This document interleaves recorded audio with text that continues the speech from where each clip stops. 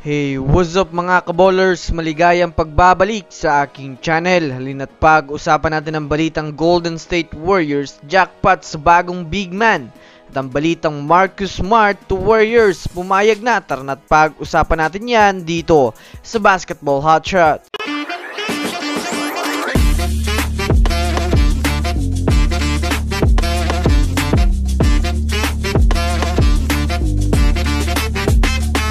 Una nga muna tayong dumako mga kaballers sa balita patungkol sa kupunan ng Los Angeles Lakers. Alam naman nga po natin mga kaballers na opisyal na nga pong tapos mga kaballers ang usap-usapang trade ni D'Angelo Russell at nitong si DeJounte Murray.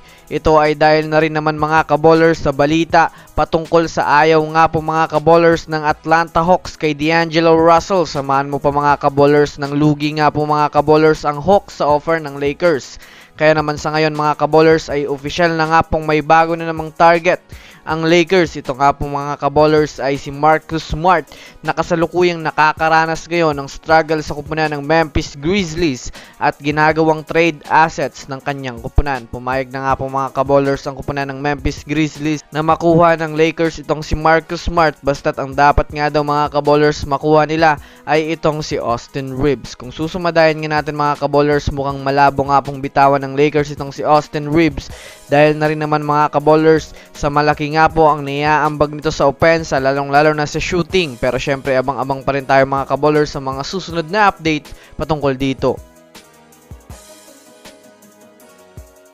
Samantala, dumako naman tayo mga kaballers sa balita patungkol sa kupunan ng Golden State Warriors. Sa napapalapit nga pong trade deadline mga kaballers ay paisa-isa na nga pong mga impormasyon ang lumalabas patungkol sa trade move na gagawin ng Golden State Warriors. Ito ay dahil na rin naman sa hindi nga po sapat ang kanilang lineup ngayong season na makakuha ng kampyonato.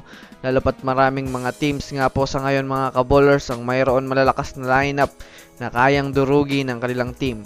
Sa ngayon nga po mga kaballers ay may lumabas na naman nga pong panibagong impormasyon patungkol sa Warriors. Kagaya na lamang mga kaballers ng tinawagan nga po mga kaballers ng front office ng Warriors ang availability ni Jonas Valanciunas.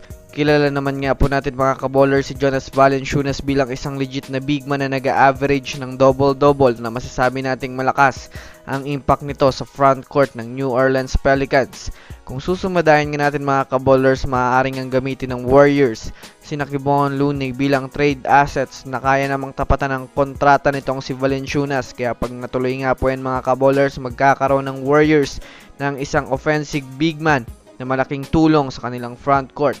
So that's it for today's video mga kaballers. Yun lang ang ating pag-uusapan sa ngayon. Pindutin na ang subscribe and hit nyo na rin ang notification bell para sa mga susunod na updates sa mundo ng basketball. Again, this is Basketball Hotshots. Thanks for watching.